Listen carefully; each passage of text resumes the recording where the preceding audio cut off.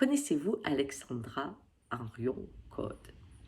C'est une chercheuse étonnante. Je l'ai découverte cette nuit au cours d'une vidéo.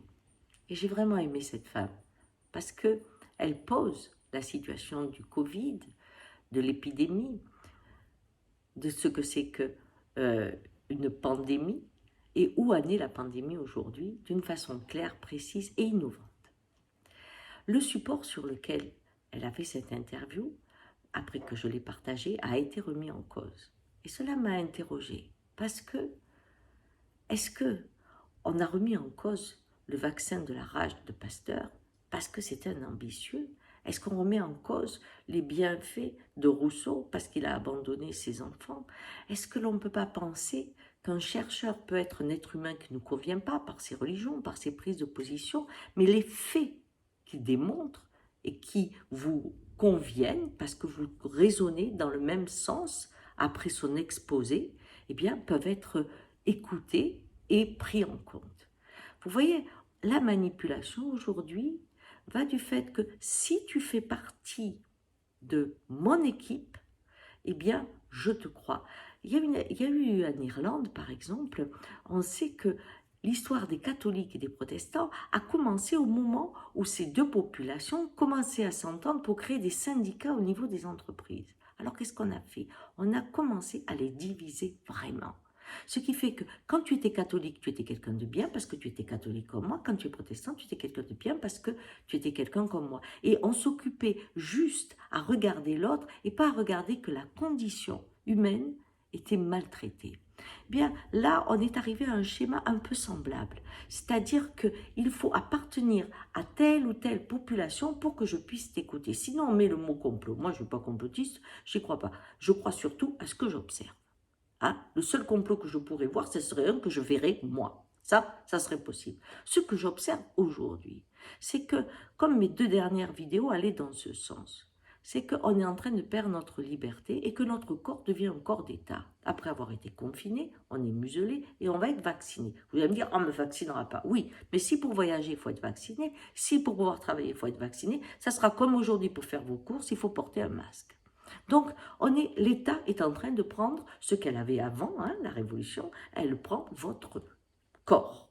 Et quand on se dit, mais aujourd'hui quand même, pourquoi elle crée la peur alors que les morts ont complètement diminué et qu'on voit que le Covid se meurt, comme j'avais toujours pensé. Pourquoi elle crée la peur?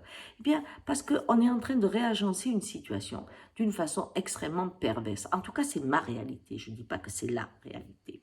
Eh bien, vous remarquerez qu'il y a quelques mois, le monde entier était secoué par des manifestations dans tous les pays, où on remettait en cause le système libéral, le fait qu'on ne prenait pas en compte le climat, qu'on avait une pollution terrible avec des pesticides. On remettait en cause la pauvreté que créait ce monde économique et on avait peur du crash boursier. Vous vous souvenez? C'était comme ça. Aujourd'hui, plus rien. On n'a même plus Daesh ni les terroristes. Eux aussi, ils ont peur du Covid, à croire qu'on les avait inventés. Mais bref, il n'y a plus rien. On a muselé le monde avant de le masquer. C'est quand même très intéressant, n'est-ce pas? Et qu'est-ce qui se passe? Il se passe que quand on réagence la vérité, c'est très étonnant. On va dire, il y a eu la maladie qui a nécessité beaucoup d'argent pour soigner les gens. Schéma humaniste.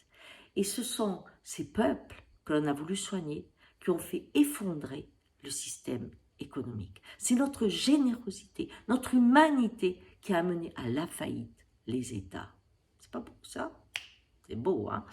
Oui, et ce qui fait que quand ça sera effondré, puisque là on prépare à l'effondrement, où le peuple sera responsable parce qu'il a été soigné, il devra accepter sa misère avec courage, parce qu'on l'a fait pour l'humanité.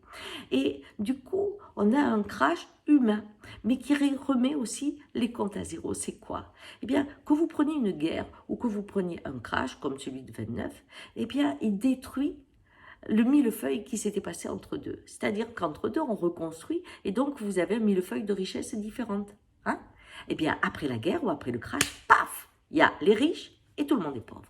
On a remis les comptes à zéro. Eh bien, c'est peut-être vers ça qu'on va. Alors, j'aime pas les schémas pervers, même s'il est très joli celui-là.